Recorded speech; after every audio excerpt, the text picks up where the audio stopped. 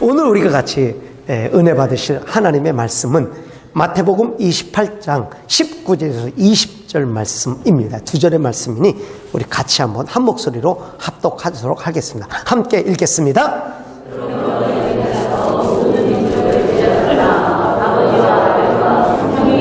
세례를 베풀고 내가 너희에게 볼지어다. 아멘, 아멘. 오늘 이 두 절의 말씀을 가지고 저는 이제 부활 후의 삶이라고 하는 이 말씀의 제목으로 같이 여러분과 은혜를 나누기를 원합니다. 한번 말씀의 제목이 한번 받아서 할까요? 부활 후의 삶. 네, 우리가 지난주에 부활절 연합 예배를 드렸습니다. 어린아이부터 우리 EM, 중고등부 아이들, 우리 작년에 일까지 다 부활절 연합 예배를 드렸습니다. 정말 참 은혜로운 예배였습니다. 얼마나 참 자녀들과 함께 같이 예배를 드린 게 좋았고, 특히 우리 성가대, 정말 참 대단하더라고요. 너무 은혜스러운 찬양 감사했습니다. 이 부활절 이 칸타타를 위해서, 성가를 위해서 우리 김영기 지사님은 한국에 계셨잖아요. 한국에서 악보 가지고 한국을 나갔어요. 한국에서 악보 보고 연습하고 오셨어요. 오시자마자 쉬지도 못하고 성가대하고. 막 나레이션과 더불어서 같이 음이 나오는데 제가 앞에서 막 가슴이 쿵쿵쿵 거렸어요. 십자가에 못 박아라.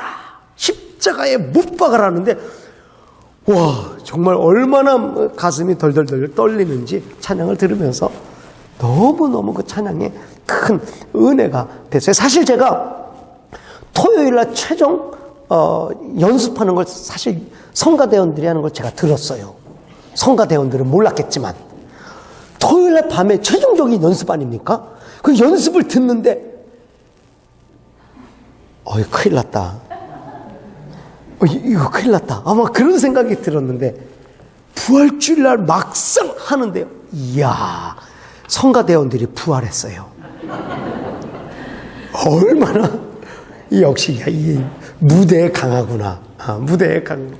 정말 은혜스러운 찬양. 너무너무 감사했어요. 뿐만 아니라 우리 반전도사님 한국말로 기도했잖아요. 이야, 작년보다 많이 늘었던데요. 작년보다 굉장히 많이 늘었어요. 얼마나 기도를 은혜스럽게 한국말로 하는지. 한국말로 좀 기도하라니까 목사님 진짜 저는 한국말 너무 힘들었어요. 써서 외우고 훈련하라. 그러니까 얼마나 기도를 준비했는지 한국말로 기도하는 그 기도도 얼마나 좋았는지 몰라요. 뿐만 아니라 우리 아이들 한국말로 성경을 읽었잖아요. 얼마나 이쁘고. 애들이 틀리는데 왜 우리는 웃죠? 그래도 아이들이 성경 읽는 모습이 얼마나 이쁜지 몰랐어요. 우리 신앙이 또 통역하는데도 우리 EM아이들 얘기를 들어보니까 전혀 예배 메시지나 그런 것들이 전혀 부담스럽지 않고 너무너무 좋았다고. 이 부활절 연합 예배가 너무너무 좋아요. 그래서 이 연합 예배는 기다려지는 거예요. 1년에 우리가 2번의 연합 예배를 드리는데 부활절하고 또 언제 드리죠? 크리스마스 때. 성탄절날 연합 예배를 드리잖아요. 그러니까 우리 아이들과 더불어서 EM도 그렇고 모두가 다 기다리는 예배가 이 연합 예배가 아닌가. 너무너무 참 지난주에 너무 멋진 예배를 드린 거예요. 부활절 예배. 그것으로 끝인가요, 그러면? 부활했으니 그것으로 끝이에요? 여러분, 이게 부활절보다 더 중요한 게 있는데 그게 뭐냐면 부활절 이후의 삶이에요. 이게 사실은 더 중요한 거예요. 무엇이 우리가 부활의 신앙을 가졌다고 한다는 것을 증거해 줍니까? 그거는 부활절 이후의 삶이 그걸 증거해 주는 거예요. 부활절 연합 예배를 이렇게 잘 드리고 나서, 부활절 예배를 이렇게 잘 드리고 나서 엠마오로 내려가는 두 제자처럼 다시 세상으로 내려가고, 베드로처럼 다시 금을 들추었고 나는 다시 갈릴리로 고기 잡으러 나간다. 다시 그렇게 나간다고 한다면 그 부활절 예배가 무슨 의미가 있겠어요? 도로 세상으로 간다고 한다면 부활절에 무슨 의미가 있겠어요? 그렇잖아요. 그렇기 때문에 우리가 부활의 신앙을 가졌다 한다고 한다는 것이 가장 중요한 나타나는 것은 뭐냐면 부활절 이후의 삶이 어떻게 사라지는가. 이게 진짜 핵심이라고 한다는 거예요. 부활절 이후의 삶은 부활의 신앙을 가진 우리들이 견고하여 흔들리지 아니하며 어떤 핍박과 환난과 모든 이 세상의 유혹 속에서도 부활하신 주님을 증거하는 삶이 계속 사라지는 축복이 있게 되기를 간절히 바랍니다.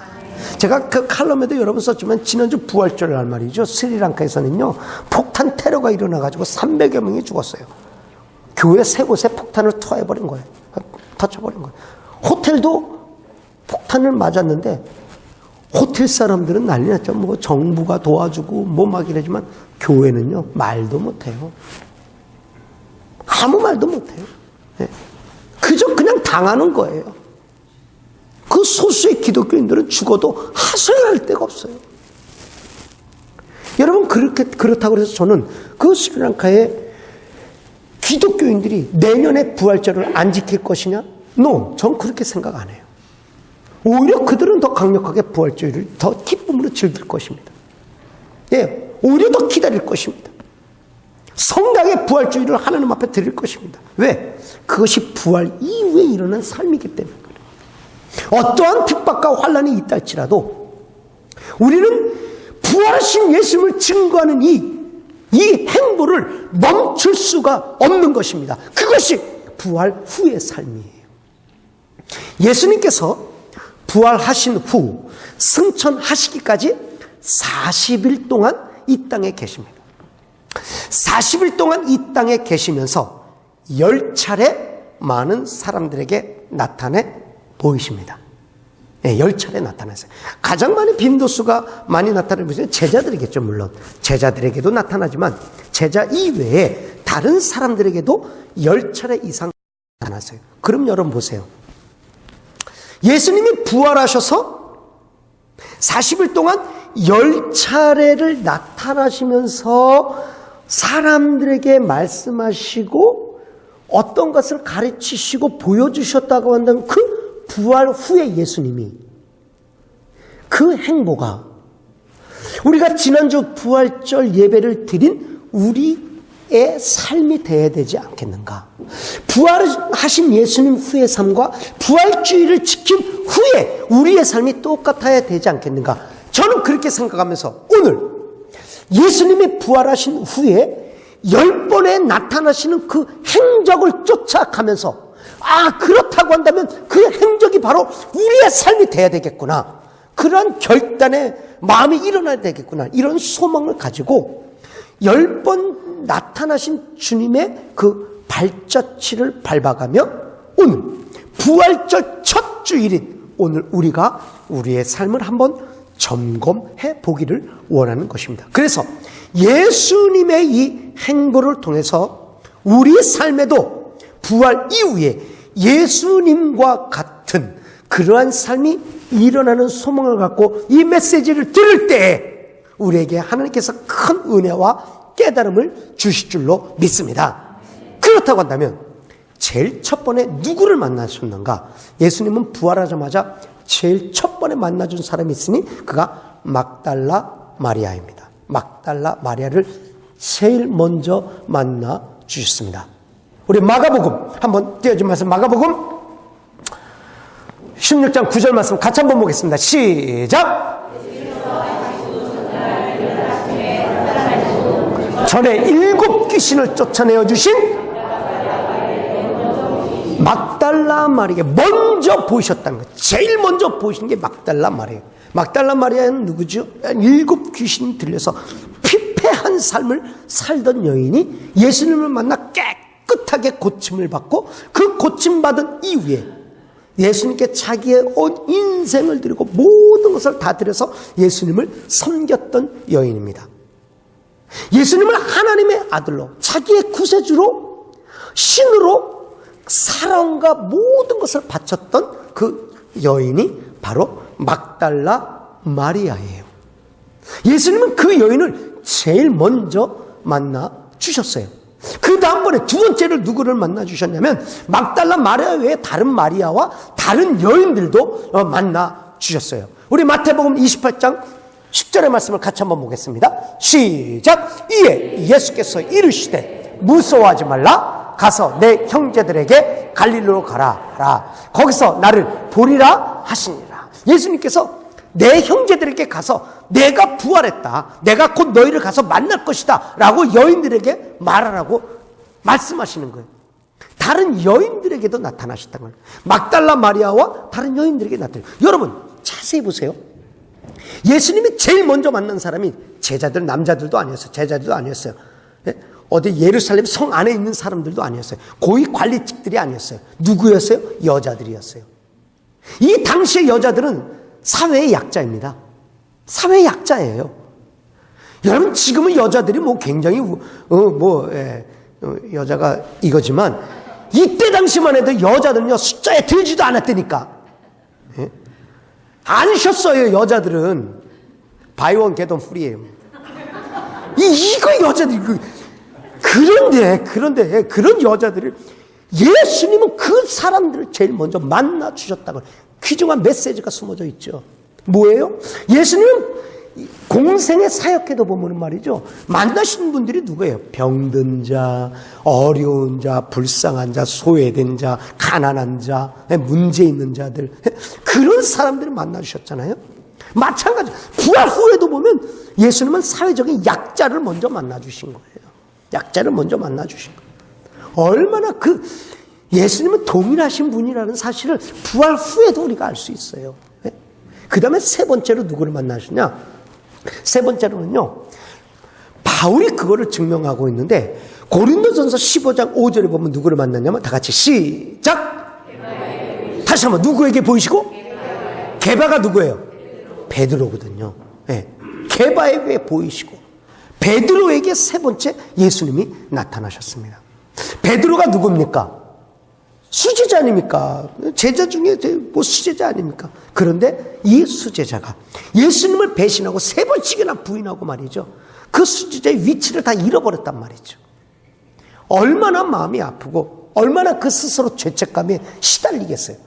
그래도 베드로가 다른 제자보다 난 게 뭐냐면 베드로는 통곡하며 회개했어요. 닭이 올 때, 새벽 딱 올 때마다 그 마음을 통곡하고 회개했어요. 여러분 베드로가 통곡했다는 그 남자의 통곡 소리를 여러분 들어보신 적 있나요?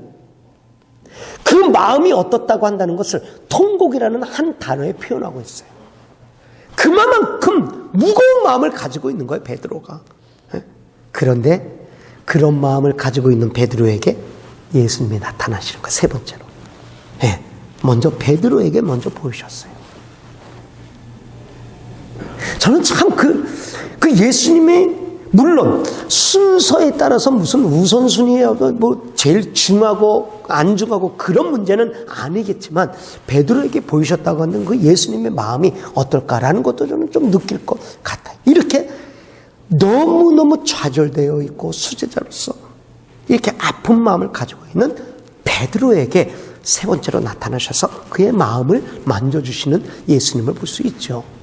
그 다음에 네 번째는 누구에게 나타나셨냐? 네 번째 나타난 것은요, 실망과 좌절 가운데 엠마오로 내려가던 두 제자를 만나주십니다. 우리가 지난주에 우리 연합 예배 때 말씀이 바로 이 엠마오로 내려가는 두 제자였잖아요.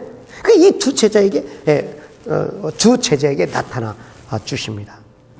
그럼 뭐 같이 볼까요? 누가복음 말씀, 누가복음 24장 15절 말씀 다 같이 시작. 그들과 동행하시나. 그들이 알아봤어요? 못 알아봤어요? 못 알아봤단 말이에요. 두 제자가 도로 엠마오로 내려가는 거. 그러면서 엠마오로 내려가면서 무슨 이야기를 했을까요? 야, 우리 3년 동안 정말 헛고생했다. 내가 이렇게 끝날 줄은 몰랐다. 나는 이스라엘이 회복되고 정말 이 나라가 회복될 줄 알았다. 근데 이게 뭐냐, 우리가 지금 우리가 뭐 하는 거냐 지금. 그렇게 하면서 실망 가운데 엠마오로 내려가면서 이제 우리가 어떻게 살아야 되냐 앞으로. 그런 이야기를 하며 내려갈 때 예수님께서 나타나셔서 그들과 동행했는데 그들이 몰라본 거예요. 그러면서 너희들이 무슨 말을 하냐, 예수님이 말 붙이니까, 아니 당신은 유대인으로서 어떻게 예루살렘에서 일어났던 일을 모르느냐, 그렇게 큰 일을 모르느냐. 그러면서 자기 얘기를 다 할 때 예수님이 소리를 들으시고 뭐라 그래요? 다 그 말씀을 들으시고 나서 풀어서 그들에게 설명을 해 주시잖아요.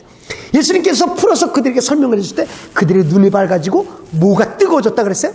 마음이 뜨거워졌다 그랬어요. 예수님을 알아봤죠. 그 순간 어때요?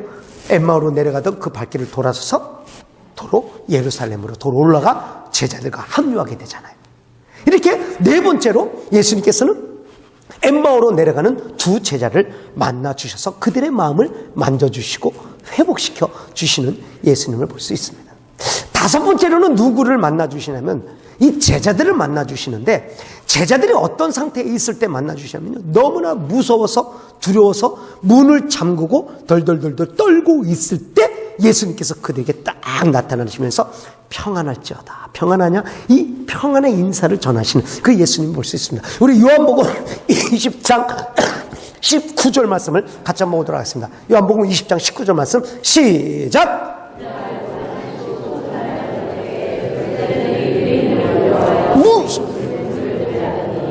예수께서 오사 너희에게 평강이 있을지어다. 너희에게 평강이 있을지어다. 여기서 누구를 두려워했다 그랬어요? 제자들이? 유대인들을 두려워했다 그랬어요. 왜 두려워했어요? 잡아가서 어떻게 할까봐. 그러면 동일하게 자기네들도 십자가에 죽여버릴까 봐. 그래서 무서워서 문을 걸어 잠그고 안에 있었던 거예요. 떨면서. 그때 예수님께서 딱 나타나시면서 너에게 평강이 있을지어다. 유대인들이 서로 만나서 인사는 인사법이 뭐죠? 샬롬이죠. 여기서 평강, 이때는 예수님께서 평강이라는 단어를 안 쓰셨어요. 그리고 이때는 에이레네라는 단어를 쓰셨어요. 에이레네. 이거는 절대적인 하늘로부터 주어지는 평강이거든. 이 땅의 평강은요, 조금 그게 요소가 없어지면 평강스럽지가 않아. 오히려 더 어려워요. 근데 에이레네라고 하는 이 단어의 평강은 하늘로부터 주어지는 절대적인 평강. 어떤 것이 있어도 흔들리지 아니하는 평강. 그것이 바로 이 평강. 그 평강을 예수님께서 두려워 떨고 있는 제자들에게 너희에게 평강이 있을지어다. 평강이 있을지어다. 여러분의 삶에도 어떤 두려움과 어려움이 있다 할지라도 하늘로부터 주어지는 하나님께서 주시는 절대적인 평강이 있기를 간절히 바랍니다. 제가 아직도 감기가 안 나가지고 기침을 안 하려고 애를 쓰는데도 뭐 이게 나오면 어쩔 수 없으니까 이해해 주시기 바랍니다. 여섯 번째로 누구를 만나 주시냐면, 이때 다섯 번째 제자들을 만나 주셨을 때는요, 이 안에 누가 없었냐면 도마가 없었어요. 도마가 어디 갔을까? 도마질하러 갔다고? 아니 도마가 어디 간지 모르지. 도마가 없을 때 나타나. 이때 이제 여섯 번째 나타나시는 예수님은요, 누구에게 나타나면 도마가 함께 있을 때, 여인들과 제자들과 도마가 함께 있을 때에 나타나십니다. 이제 도마가 어디 갔다 왔을 거 아닙니까? 네. 오니까 여인들이 도마에게 우리가 부활하신 예수님을 만났다. 예수님께서 나에게 말씀하셨는데 곧 내가 너희들을 만날 것이다 라고 하셨다. 그렇게 여인들의 말을 전했고, 제자들도 바로 이 자리에서 예수님이 우리에게 오셨다. 우리 만났다. 그렇게 얘기하니까 도마가 뭐라 그래요? 여러분이 도마의 입장에서 시작. 그렇게 한 거예요. 그렇게 한 거예요. 내가 손에 못자국을 만져보지 않냐고. 옆구리를 넣어서 그 창자국을 만져보지 않고 난 믿지 않겠다 그랬어. 도마가 그렇게 했어요. 그때 예수님께서 나타나신 거예요. 그러면서 내 손 만져보라. 내 옆구리를 만져보라. 제가 이것을 어떻게 여러분께 좀 리얼하게 설명할 수 있을까 고민하다가 보니까 한국말로 더빙된 영화를 발견했어요. 한국말로 더빙됐더라고요. 그 얼마나 좋은지. 그래서 그것을 여러분께 잠깐 보여드리도록 하겠습니다.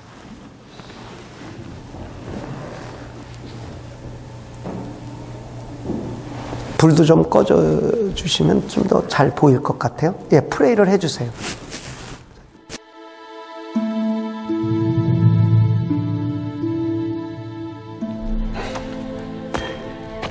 우리가 주님을 보았노라.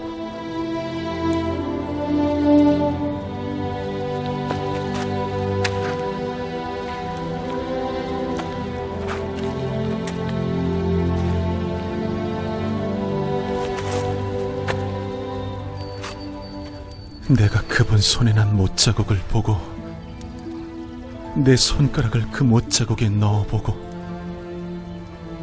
내 손을 그분의 옆구리에 넣어보지 않곤 믿지 않겠노라.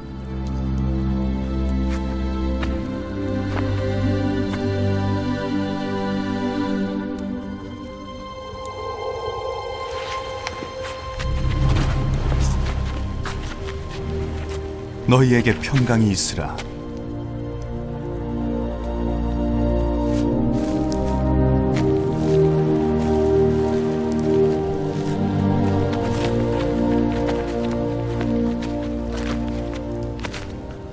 내 손가락을 이리 내밀어 나의 손을 보고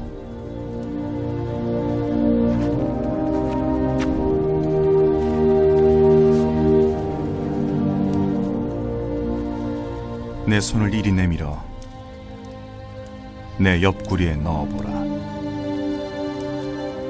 믿음 없는 자가 되지 말고 믿는 자가 되라.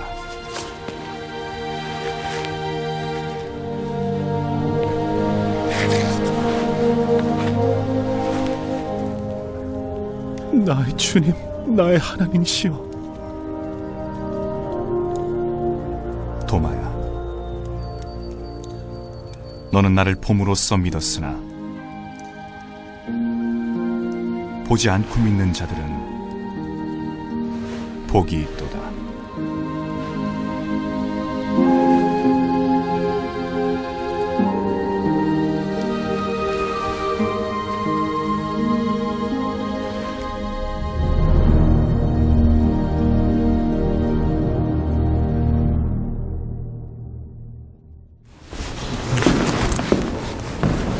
보지 않고 믿는 자들은 복이 있다. 여러분, 참 믿음이라는 건 그거예요. 우리가 천국을 우리가 눈으로 보이진 않습니다. 천국이. 예. 그러나 우리가 믿음으로 봤기 때문에 이것을 보이지 않는 천국이지만 믿음으로 받는 자들에게는 복이 있을 줄로 믿습니다. 할렐루야. 조명을 세 번째로 켜주시면 될 것 같아요. 조명을 세 번째로. 예. 여러분, 그렇게 의심 많은 도마에게 나타나셔서 예수님은 그를 완전하게 믿게끔 해 주십니다. 근데 여섯 번째로 누구를 만나냐면, 여러분, 이렇게 좀 예수님을 한 번만이라도 만났다고 한다면 우리 생각에 전혀 흔들림이 없겠다라고 생각할 것 같지만요, 그렇지 않아요. 예수님이 이 땅에 계시면서 40일 동안 계시면서 40일 동안 계속 제자들과 함께 있었던 건 아니에요. 잠깐 그것도 만나주시고 안 계셨어요.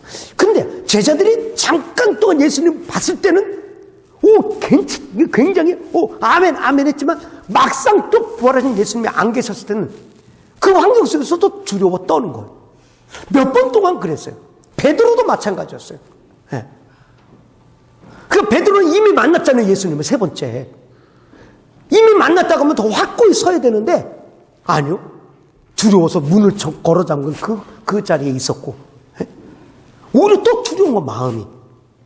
거기다가 뭐라 그러냐면 베드로가 예수님이 베드로를 처음 만났을 때 예수님이 베드로에게 뭐라 그러셨습니까? 내가 너로 사람을 낚는 어부가 되리라 말씀하셨잖아요. 사람을 낚는 어부가 되리라 그렇게 말씀합니다. 그런데 베드로가 뭐라고 갈등을 하면서 나가냐면 나는 다시 갈릴리로 가서 고기 잡으러 가노라. 그래서 그물을 메고 나가는 거예요. 부활하신 예수님을 만나고도 자기가 어떤 사명이 있는지를 망각하고 너무 불안에 떨다 보니까 다시 그물을 짚고 나가는 거예요. 그러니까 거기에 6명의 제자들도 형님이 가면 나도 따라가겠다 하면서 같이 갈릴리로 나갑니다. 예, 갈릴리로 나가요. 가서 고기를 잡아요. 그때 한 마리도 못 잡죠. 처음에 예수님을 만났던 또 같은 사건이 다시 벌어집니다. 예. 그때가 바로 예수님이 그 제자들에게 나타나요. 요한복음 20장 19절 말씀을 같이 한번 보도록 하겠습니다. 다 같이 시작.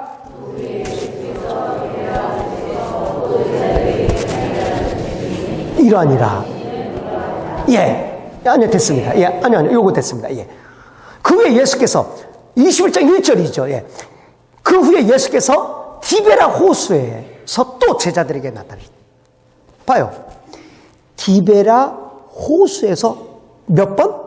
또 제자들에게 나타나. 아니, 그 정도로 예수님께서 여러 차례 나타나셨으면 정말 예수님의 말씀을 붙잡고, 야, 그럼 우리가 어떻게 해야 될까? 견고히 서야 될 거 아니에요. 근데 베드로는 나는 고기 잡으러 간다. 형님간이 나도 간다. 예. 다 같이 또 그렇게 고기를 잡고 있었을 때 예수님께서 오셔서 고기 한 마리도 못 잡죠. 그들을 보시고 배 오른편에 그물을 내려봐라. 배 오른편에 그물을 내리니까 엄청 많이 잡혔죠. 이때 다시 또 제자들이 예수님을 알아봅니다. 근데 이미 예수님은 제자들을 위해서 떡과 생선을 구워 놓으시고 이리 와서 같이 아침을 먹자. 조반을 드시죠. 실망하여 좌절하고 있는 제자들에게 먹을 것을 차려 놓으시면서 그들을 위로해 주시고 그들을 인도해 주시는 모습을 볼 수가 있습니다. 또 세워주는 거예요. 또 세워주는 거예요. 예, 그 다음에 7번째로 누구를 만나느냐? 누구를 만나냐면요. 제자들뿐만 아니라 바울은 고린도전서 15장 6절 말씀에 이렇게 고백하고 있습니다. 같이 한번 보겠습니다. 고린도 아까 본 전서 자 시작. 그 후에 그 중에 지금까지 대다수는 살아있고 몇 명에게? 몇 명에게? 500여 명에게 500여 명에게 먼저 보여줬다고. 제자들과 여자들과 제자들에게 보이신 이후에 500여 명에게 동시에 보이셨다. 이들은 진짜 예수님을 믿는 기도의 부대였으며 예수님의 부활을 믿는 신앙 공동체를 이뤘던 사람들, 이름 없이 빛도 없이 예수님을 믿고 있었던 사람들. 제자들은 이름이나 있죠. 이들은 이름도 없었어요. 그러나 예수님은 그들의 믿음을 보시고 찾아가서 격려하시고 위로해 주시고 끝까지 승리할 수 있도록 그들을 붙잡아 주시는 모습을 볼 수가 있습니다. 네. 이게 8번째로 이 500여 명을 만나주세요. 그 다음에 7절 말씀은 9번째로 누굴 만나요? 그 후에 시작. 그 후에 야고보에게 보이셨으며 그 후에 모든 사도에게. 여기서 또 야고보에게도 보이죠. 야고보에게. 베드로도 개인적으로 보여주셨어요. 베드로도. 근데 야고보도 개인적으로 만나. 다른 제자들도 있는데 왜 여러분 야고보를 만나주셨을까요? 예? 동생이라? 네. 여러분 야고보가요 초대교회에 얼마나 중요한 위치를 가지고 있는 사람이냐라는 것을 예수님이 알고 있었기 때문에 야고보를 만나주신 거예요. 사도행전에 보면요 초대교회 공의회가 이루어졌을 때 그 의장이 베드로인 것 같지만 아니에요. 초대교회 초대 의장, 첫째 의장은 누구냐면 야고보였어요. 네, 베드로가 아니에요. 야고보가 그 초대교회에 얼마나 중요한 위치를 차지하고 있는가를 이야기해주고 또 알다시피 야고보가 제자들 중에 제일 먼저 순교를 하게 됩니다. 첫 순교자가 야고보예요. 네, 제자 중에서. 그런 위치를 알고 있는 예수님께서 야고보를 개인적으로 만나서 그 지도자의 위치에 있는 자의 마음을 만져주시는 거예요. 그를 야고보를 만나주시는 거예요. 그리고 마지막 10번째 11 제자에게 다시 마지막으로 나타나시는 것이 마태복음 28장 우리 16절 말씀에 있죠. 같이 한번 읽겠습니다. 시작. 11 제자가 갈릴리에 가서 예수께서 지시하신 산에 이르러. 이 나타나셔서 이제 너희들은 그 산으로 가라 지시하셨겠죠. 그래서 11 제자에게 나타나시면서 오늘 우리가 읽은 본문의 말씀, 이 말씀을 대사명으로 주시는 것입니다. 이 11 제자에게 마지막 대사명을 우리에게 제자들에게 주시는 것이에요. 이처럼 예수님은요 40일 동안 이 땅에 계시면서 10번 동안 많은 사람들에게 나타나셨다고 한다는 거예요. 그게 부활 후에 예수님이에요. 부활 후에 예수님. 막달라 마리아에게 나타나시고 다른 여인들에게 나타나시고 베드로에게 나타나시고 두려워 떠는 제자들에게 나타나시고 엠마오로 내려가는 제자들에게 나타나시고 도마에게 나타나시고 또한 500여 명에게 동시에 나타나시고 뿐만 아니라 야고보에게 나타나시고 또 11 제자들에게 나타나시고 이게 부활 후에 예수님이에요. 부활 후에. 어떤 메시지를 우리에게 주시고 싶은 걸까요? 예수님은 그러면. 내가 부활한 후에 이런 일들을 해놓으라라고 이 성경 속에 기록되어 있는 것을 볼 때 예수님은 그 행보를 통해서 우리에게 무슨 메시지를 주고 싶으신 걸까요? 그것이 바로 우리가 부활절 이후의 삶이라는 거예요. 이 제자들을 만나고 많은 사람들을 만나보면서 예수님의 메시지는 몇 가지로 있는 것 같아요. 첫 번째로 보면 우리는 부활 후에 어떤 사역들을 감당해야 하느냐, 우리의 삶을 통해서 정말 사회적인 약자들 위해서 가야 된다. 고아와 과부를 보살피고, 힘들고 어렵고 외로워 있는 자들에게 손을 내밀고 정말 그들을 포옹할 수 있는 그러한 자리로 가는 것이 바로 부활 후에 우리의 삶이에요. 예수님처럼 뿐만 아니라 베드로처럼 다시 나는 고기를 잡으러 간다. 자기의 사명을 잊어버리고 다시 난 고기 잡으러 간다. 그 베드로에게 아침과 떡과 고기를 만들어서 먹이시면서 그 사명을 다시 한번 주신 그 놀라운 주님처럼 우리 사명을 저버리고 내려간 자들에게 따뜻한 밥 한 끼라도 대접하면서 다시 한번 용기를 주고 일어날 수 있도록 하는 것이 부활 후에 우리의 삶이에요. 뿐만 아니라 엠마오로 내려가는 두 제자처럼 실망해서 좌절해서 세상으로 다시 내려가는 그러한 제자들에게 가서 정말 동행하고 그들의 말을 들어주고 그러므로 말미암아 그들이 다시 예루살렘으로 올라갈 수 있도록 오늘 우리 유지사님께서 기도하신 대로 정말 엠마로 올라가는 회복할 수 있도록 우리가 그렇게 사는 것이 부활 후에 사는 거예요. 그게 우리의 삶이에요.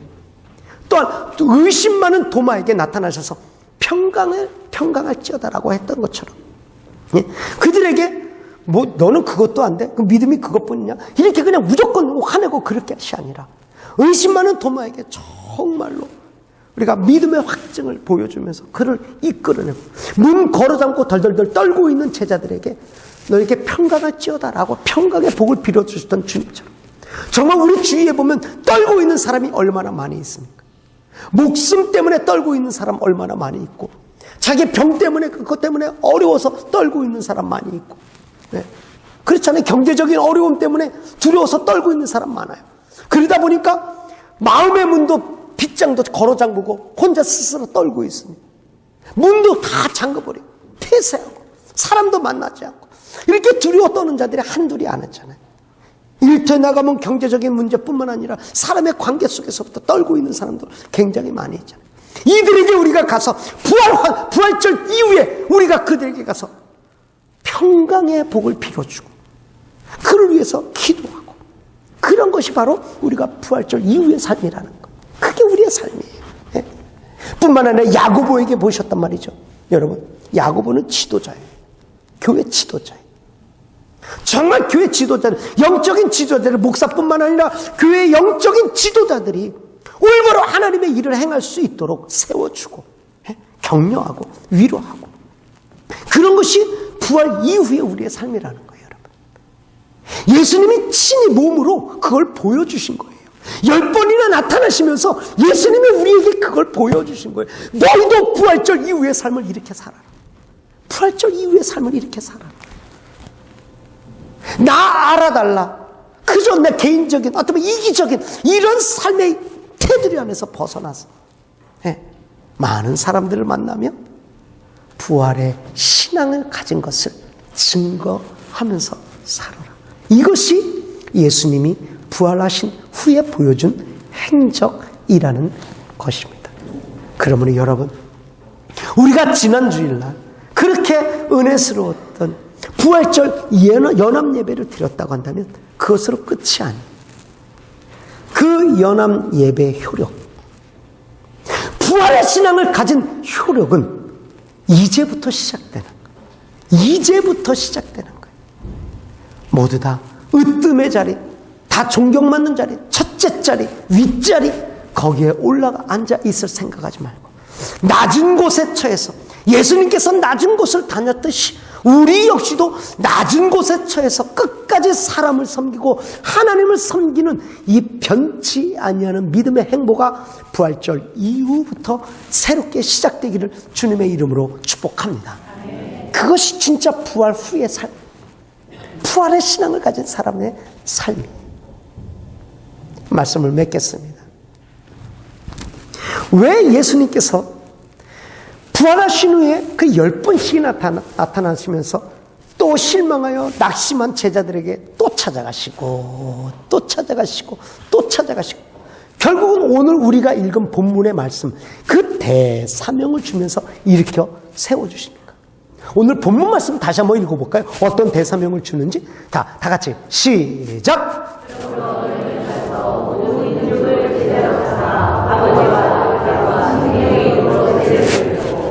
내가 너에게 분부한 모든 것을 가르쳐 지키게 하라. 볼지어다 내가 세상 끝날까지 너희와 항상 함께 있으리라 하시니라. 이런 대사명을 왜 주시는 거예요? 너희들이 부활의 신앙을 가졌다고 한다면 이제는 이전처럼 살지 말고 분명한 목적의식을 가지고 살아라는 명령이에요.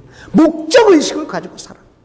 너희는 가서 모든 족속으로 제자를 삼아라. 분명한 목적을 주시는 거예요. 아버지와 아들과 성령의 이름으로 세례를 베풀라. 분명한 목적을 우리에게 주시는 거예요. 내가 너에게 분부한 모든 것을 가르쳐 지키게 하라. 사람들로 하여금 목적을 의식을 우리에게 심어주신 거 아닙니까? 내가 너희와 함께 있을 테니까 분명히 이 목적대로 살아. 여러분, 왜 베드로가 도로 고기 잡으러 간다 그랬어요? 왜 그랬을까요? 그럼요, 목적을 잃어버렸기 때문에 그런 거예요. 예수님께서 나타나서 하신 말씀 그 목적을 잃어버렸기 때문에. 엠마오로 내려가는 주제자가 왜 실망해서 내려갔어요? 목적을 잃어버렸기 때문에 그래요. 예수님을 따라다녔을 때 예수님께서 말씀하신 그 모든 것을 다 잃어버렸어요. 목적을 잃어버렸어요. 제자들이 왜 무서워서 방문을 걸어 잠그고 안에서 덜덜덜 떨고 있었어요? 목적을 잃어버렸어요. 이처럼 우리가 목적을 잃어버린 삶은요, 갈팡질팡함. 무엇을 해야 되는지를 몰라요. 두려워, 조그만 일이 와도 두려워서 덜덜덜 떨어요. 먼저 의심부터 하고요. 그게 다 목적을 잃어버렸기 때문에 그래요. 예수님께서 그래서 마지막으로 10번째 나타나시면서 제자들에게 확실한 목적의식을 심어주는 거예요. 목적의식을 심어. 이 목적을 향해서 달려가거라. 이 목적을 향해서 달려가거라. 여러분, 우리도 마찬가지입니다. 부활절 이후에 우리의 삶이 내가 왜 사는가? 내가 왜 예배를 드려야 되는가? 내가 왜 순종해야 되는가? 내가 왜 기도해야 되는가? 이러한 확실한 목적만 있다고 한다면 우리의 신앙생활은 활력이 있을 줄로 믿습니다. 이 목적이 없으면 이 활력이 없어지는 거예요. 그래서 우리가 각자 주어진 사명이 다르고 각자 달란트가 다르고 삶이 다르기 때문에 각자의 목적이 다를 수도 있어요. 그러나 예수 믿는 사람들에겐 적어도 3가지의 공동된 목적이 있어요. 3가지의 공통된 목적이 있어요. 그것이 뭐냐? 첫 번째 목적이 뭐냐? 그것이 무엇을 먹을까? 무엇을 마실까? 무엇을 입을까? 먼저 그것을 구하는 것이 아니라 다 같이 시작! 먼저 너희는 먼저 그 나라와 의를 구하는 것이 우리의 삶의 목적이 되어야 되는 거예요. 우리 삶의 목적이 되는 거예요. 아침에 일어나자마자 침대에서 내려오자마자 아이고 죽겠네, 그것이 아니라 그래서 내가 오늘 무엇을 먹을까, 무엇을 마실까, 그 걱정을 먼저 구하는 것이 아니라 우리가 일어나자마자 하나님, 나를 통해서 하나님의 나라를 이루어 주시옵소서. 침대에서 일어나자마자 이런 목적 있는 삶을 살라는 거예요. 그게 우리의 공동적인 목적이에요. 먼저 구해야 될 것이 있어요. 하나님의 먼저 그 나라와 의예요. 두 번째로 우리의 공동된 목적이 있으니 그것이 뭐냐면 바울 사도가 이야기합니다. 먹든지 마시든지 무엇을 하든지 뭐를 위하라? 하나님의 영광을 위하라. 하나님의 영광을 위하라. 그것이 우리에게 주신 공동의 목적이에요. 우리는 말 한마디 한마디, 행동 하나하나를 잘 살펴보아야 돼요. 이것이 진짜 하나님께 영광이 되는가? 하나님의 영광을 나타내는가? 하나님의 영광을 가리우는가? 이것을 점검하고 또 점검하고 또 점검해야 돼요. 왜? 우리에게 목적이 있기 때문에. 내 삶은 하나님의 영광을 나타내야 되는 목적이 있기 때문에 확실히 그런 거예요. 그리고 세 번째 목적이 있으니 바로 오늘 본문의 목적이에요. 저와 여러분들은 그냥 자연인으로 사는 게 아니라 부활하신 예수 그리스도를 증거하며 사는 사명이 있는 줄로 믿습니다. 그것이 우리 삶의 목적이 되는 거예요. 예수님을 증거하는 삶이에요. 부활하신 예수님을 증거하고 구원자 되신 예수님을 증거하는 삶. 그것이 우리를 목적으로 이끌고 가는 삶이에요. 이 목적이 있어야 우리 삶에 에너지가 넘치고요. 이 목적이 있어야 활력이 있어요. 목적 잃어버리면요, 정말 얼굴부터 어두워지고 마음 어두워지고 생활 어두워지고 모든 것이 다 어두워지는 것입니다. 그러니 우리에게는 주님께서 주신 이 공동된 세 가지 확실한 목적을 가지고 여러분 우리의 부활 후의 삶을 살아야 될 줄 믿습니다. 그래서 오늘 이 말씀 붙잡고 기도해야 돼요. 하나님, 그렇습니다. 나의 삶은 어떻게 살아야 되는가? 가난한 자들을 향해서 하나님의 나라를 선포하고 말이죠. 의심하는 자들을 세워줌으로 말미암아 하나님의 의를 선포하고 이런 삶이 우리의 삶이 돼야 되는 거예요. 그것이 부활 후의 삶이에요.